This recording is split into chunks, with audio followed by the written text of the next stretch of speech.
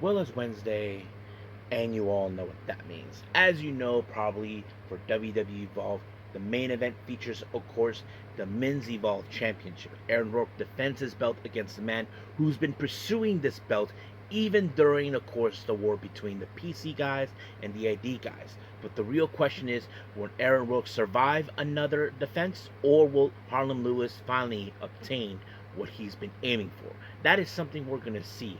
And we even got, of course, other matches. As you know, uh, what's his name? Chaz Starboy Hall gets in the match against Max Abrams, which was a match that was ordered by none other than the foreman Timothy Thatcher. So we'll see how things will go. Now, of course, we have AEW Dynamite. We're only 1 week and a half away to redemption, of course.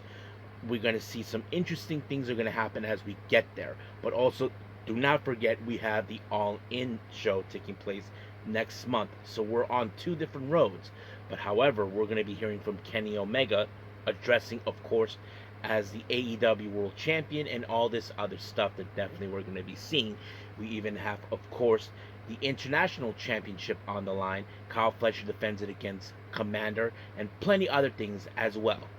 And then, of course, as always, we wrap up our episode as usual with some news updates, giving you guys updates on what's been happening in the world of wrestling, such as what events the promotions are thrown out, who's booked, what matches are set, including developments that are happening in the world of wrestling as we speak. So, let's get ready with another episode of Deleted Wrestle Zone.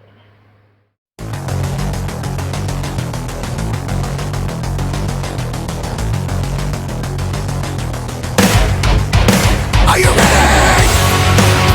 Get up, get up! Get up, get up! Get up, get up! Get up, get up! Get up, get up! Get up, get up! Hey everyone, welcome to Deleted Wrestle Zone, all things that is pro wrestling with AEW, NXT, New Japan Pro Wrestling, TNA, the National Wrestling Alliance, various promotions, wrestlers, matches, and championships. I am your host, J-Rod here. So, if you are new to the channel, welcome. This is the channel we do a lot of pro wrestling reviews from various promotions, not only here in the United States, but also in Japan, Mexico, Canada, Europe, the UK, anywhere pro wrestling is not as big, but it continues to grow. We can, of course, do some discussion videos, talk about various topics such as the wrestlers themselves, the promotions, factions, storylines, whatever we want to talk about. We will, of course, do more news updates. If certain information was unable to be on this episode, we can either put it on the next one or on a separate video by itself. We have, of course, some real-time news updates to keep you guys on alert if something has happened in the world of wrestling that needs to be addressed ASAP. We even, of course, got the Unagi Sayaka Watch and various other cool wrestling content as well. So if you like what you see, please subscribe to us. Click on the subscribe button. You'll be getting a lot of the other reviews and other cool wrestling content as well. But if you like this episode, please give us a like on the like button or a nice comment in the description down below. Now, enough with the jibber jabbers. Let's get to it. So, let's start with WWE Evolve.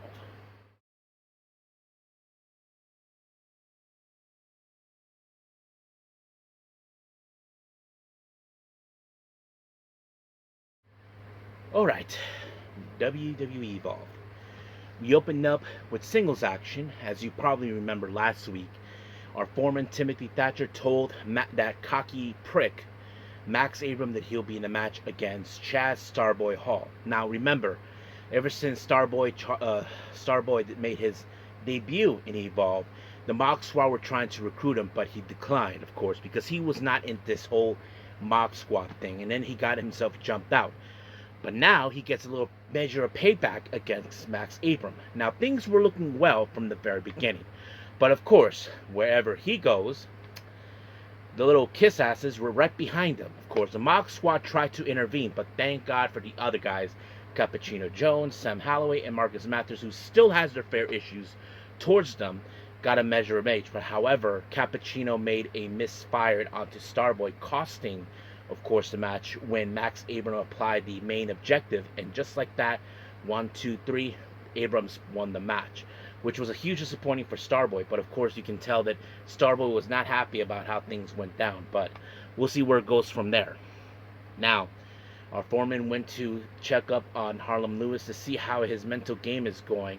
As you know, he'll be in the main event challenging for the Men's Evolve Championship. So he had some words to hear from him and all this other stuff. Now, Nikita Lyons was not happy with what really happened last week. If you guys know, she defeated Wendy Chu for the Women's Evolve Championship. However, Sloan Jacobs set up a party and all this other stuff to celebrate, of course, but it was interrupted by certain people who have their issues towards her. But amongst them is Lena Luck, who put her through a table, so as you probably can guess, she's going to deal with her one way or another. Now, our next match, we have Layla Diggs taking on Veronica Haven. And I thought the match was pretty good. Layla Diggs, I have to say, she's one of those wrestlers who, in no doubt in my mind, she could actually win the Evolve's Championship. Maybe with a little more time that she has to do to improve more. And she did. And I love it when she did a cartwheel, then a Pele kick. That's an amazing move. And then, of course, the finishing touches, a moonsault.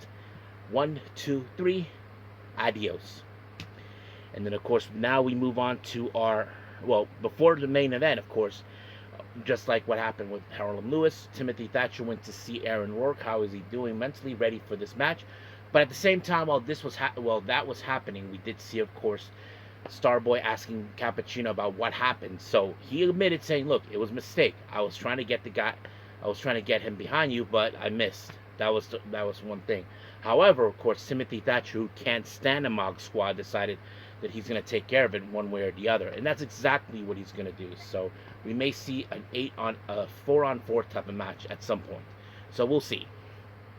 Now, our main event is the Men's Evolve Championship. Harlem Lewis and Aaron Rourke. Now, man, Harlem Lewis went ahead to jump the gun in order to try to take down, of course, Aaron Rourke, but it was too quick. But man, Aaron Rourke put up the fight of his life, trying, knowing he cannot lose. But Harlem Lewis is determined to prove people wrong that he belonged in Evolve, like he often said. People say he didn't deserve to be there, but however, he actually applied the boom slang, and just like that, 1, 2, 3, brand new Evolve Men's Champion. So that's pretty much how it is. He got what he wanted, but now we'll see what happens as more sharks are in the water. So stay tuned for that for more. But right now, let's move on to our last review, and that is, of course, AEW Dynamite.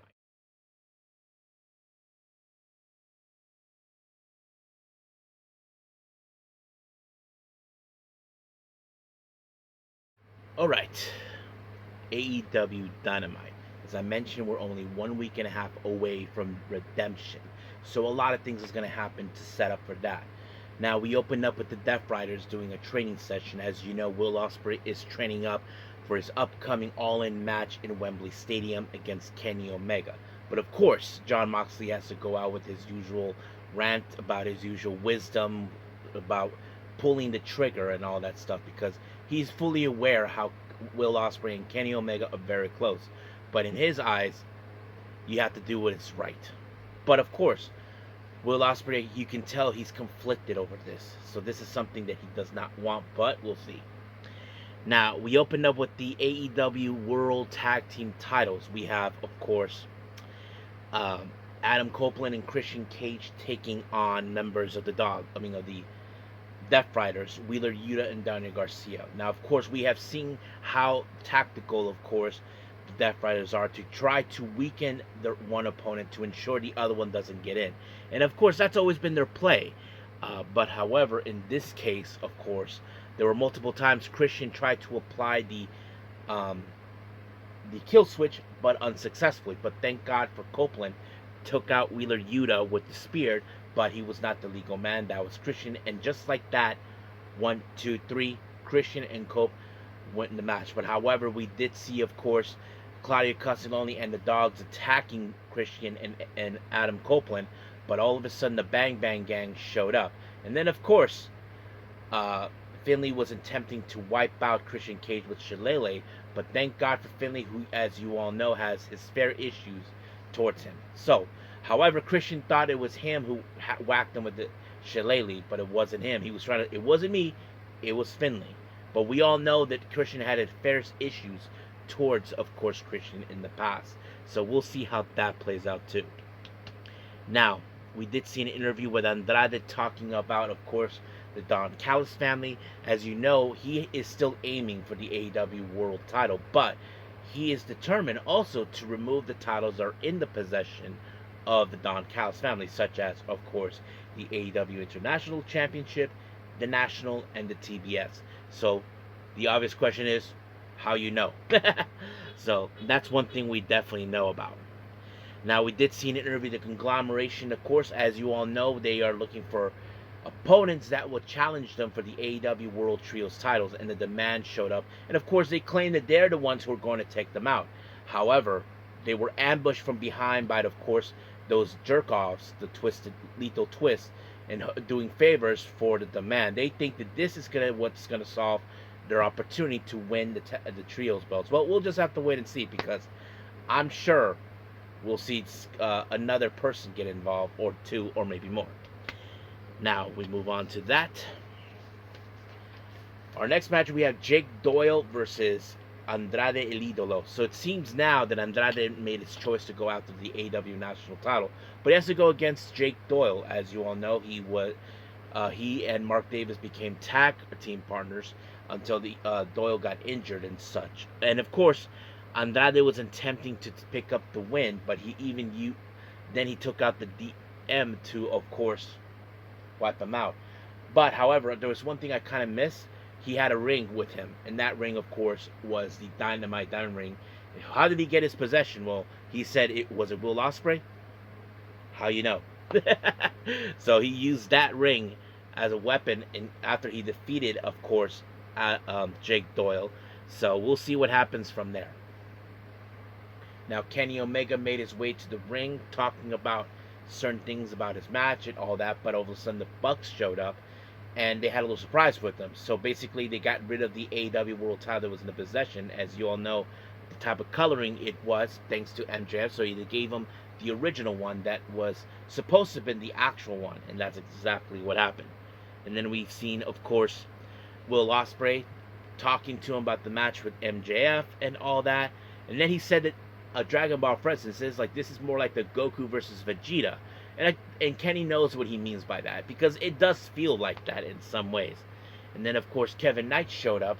As you all know, he is aiming for the AEW World title, but however, Kenny had some things to say to him, telling him that you don't need Don Callis because he's nothing more than a prick, and he still thinks there's some good in him, but of course Kevin Knight doesn't see that happen. But of course, Kevin Knight thought he had everything out of control until he was sneaked attack from, of course, Darby Allin, and just like that, he beat him up until Don Callis' family took out Darby Allin, and later they tried to dogpile, of course, Ospreay and Kenny, until, of course, the Death Riders showed up. Now, this is the last thing that, of course, the Don Callis needs. As you all know, Don Callis had his fair issues with the Death Riders once before, so we'll see where that leads. Now, Jack Perry, as you know, he is taking his next step. As you all know, he's resigned with AEW, so he wants to have a shot of the AEW World title. But however, the only way he's going to do that is if he's going to stack up some wins. So he decided to put up an open challenge at Collision. So the real question is, who's going to challenge him? Well, that's a very good question. Now, our next match is Brody King and Bandito teaming up once again. They take on Aaron Solo and Nick Comoroto. So that sets it up to there too. And I thought it was a pretty good match. But however, it was a frog splash that Bandito applied on both men, and just like that, they picked up the win. And then we jump into an interview by Renee Paquette talking to Kyle Fletcher, of course, about his match with Commander, until they were interrupted by Brodito, and they put on the chest a wanted sign right there, which they felt it was a sign of disrespect. But they were just celebrating the fact that they won their match. However, we jump into the International Championship match. Fletcher taking on Commander. And I thought this match was awesome. Like, everything we expected. I mean, Commander really put up a fight. I'm sure Fletcher saw certain things that he was going to see.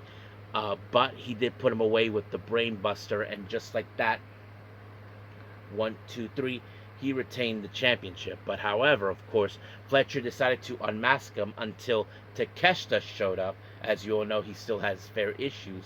And then Okada showed up too. So basically, you can tell how that happened. But thank God for Brodito to show up to save Takeshita.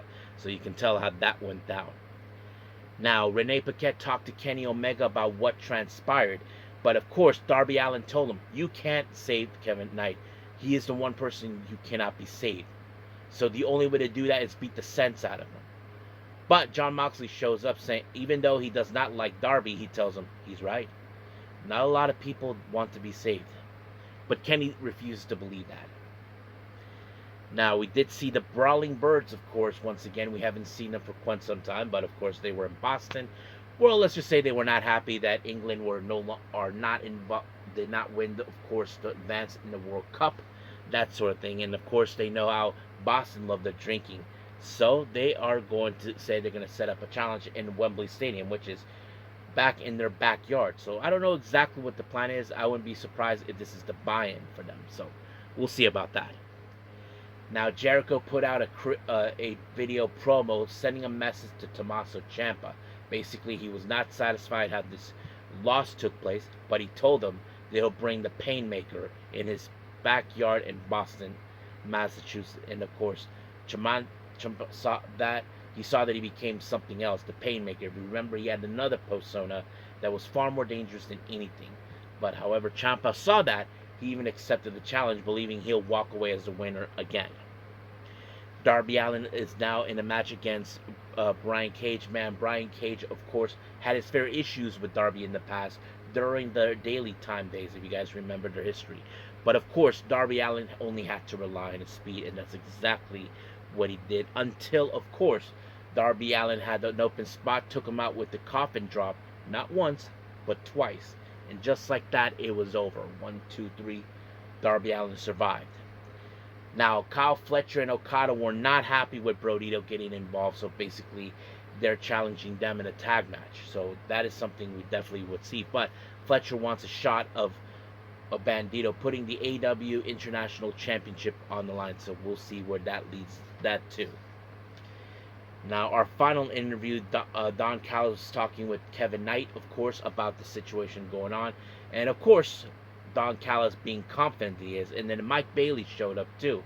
Try to have a little chat with him because, much like Kenny, Mike Bailey believes in what he said is true, that there's still some good in him, whether if he believes it or not. Now, our main event is a 6-woman tag team match. The Divine Dominion, Megan Bayne and Lena Cross, teaming up with Mercedes Moné, taking on High-End, Maya World, and Willow Nightingale. Now remember, Will Nightingale won, of course, the Casino Gauntlet, and she would challenge Tekla for the AEW World title, of course, in Redemption. But however, Mercedes Moné, as you all know, is the winner of all of the Owen Hart tournament, and she'll have her opportunity at All In. So basically, we'll see how that plays out too. And I think that's going to be a very impressive matchup. But man, it was who was it? Yeah, High-End was the one who got taken out by Mercedes Moné with the Statement Maker, and just like that, 1, 2, 3, done. So we'll see how it's going to turn out for this Saturday and Redemption and everything else. So that's pretty much it for all reviews. So let's wrap up with some news updates.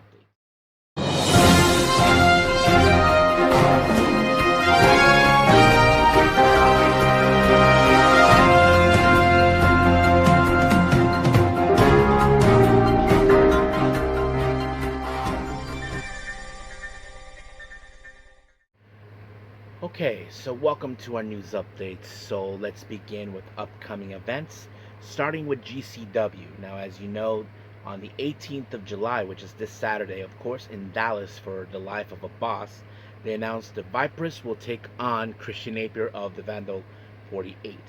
And then, of course, the following day in Tulsa, Oklahoma for Tussles in Tulsa, they announced the Bust in the Brain will team up with Lewis Leeds. They take on a team called Team Bizarre. I don't know who's in that team, to be honest with you.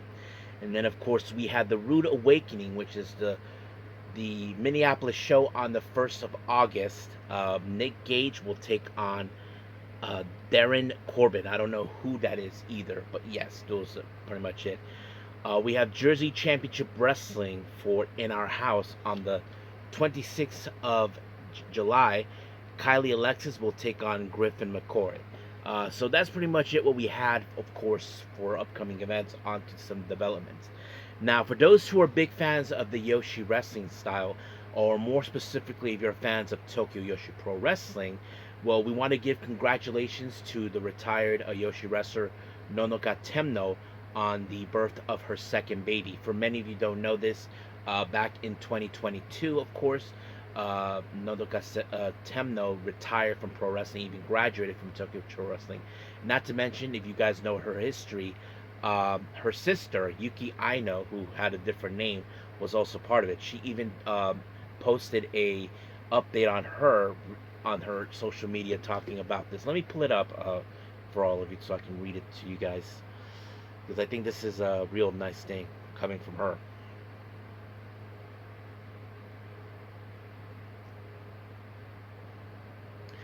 This is what she said.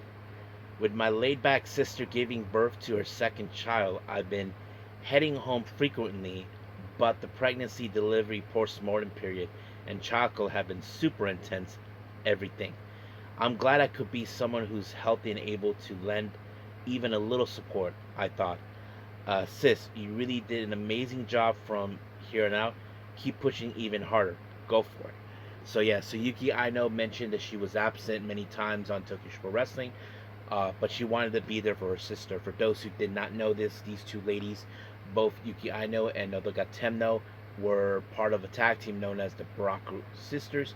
Basically, they never proceeded to go solos that very well. However, Yuki Aino decided to pick up where her sister left off before they started teaming, and I'm glad that she did that.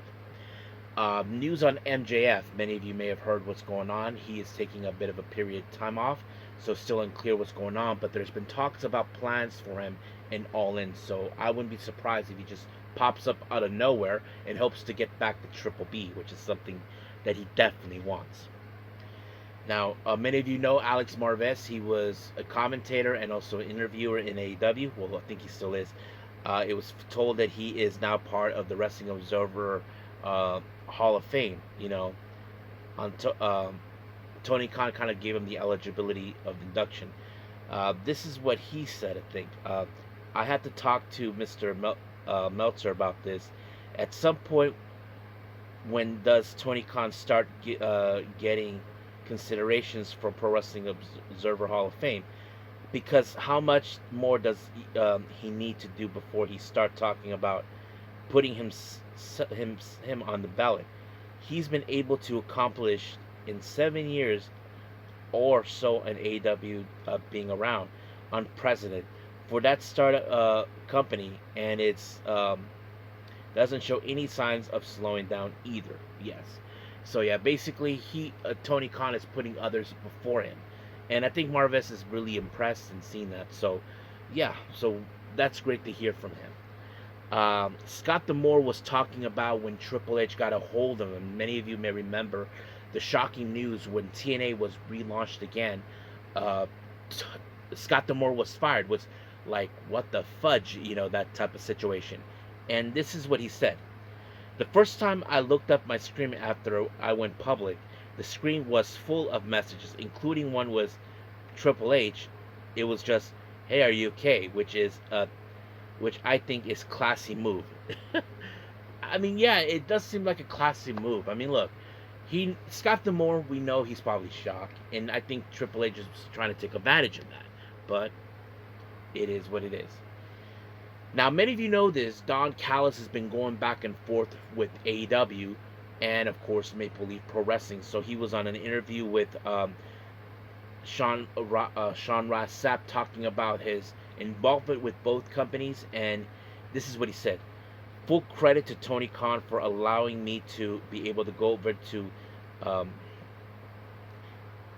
Maple Leaf Pro and helping my buddy Scott D'Amore. And I think Scott been good partners with AEW, and AEW tremendous with Scott. So yeah, so basically I have to say Tony Khan really had allowed Don Callis, because Don Callis is a bridge between both, not only here in the States but also in Canada. So it shows great partnership. But we have seen AEW talent, of course, wrestle up there, and this is why the main reason we haven't seen TNA talent over there, despite that some wrestlers do have a good, strong relationship with Scott D'Amore. And that's something I'm sure it's sad, but it is what it is, and there's nothing we can do. But Tony Khan has built up a great relationship. Remember, I mentioned um, Maple Leaf Pro will have some of their content stream on my AEW, so that's a good thing right there. So I think that's pretty much it what we have for now. So let's call it a day. Well, I hope everybody enjoyed this episode. Coming up, since we have Thursday coming over, we have, of course, Ring of Honor and TNA. But if I have any chance for other reviews, I'll do that. But for now, we'll leave things as it is with these two. But we'll see what happens. So until then, I will see you guys in the next DWZ time. Same DWZ channel. I must bid all of you adieu. So, goodbye. And have a nice day.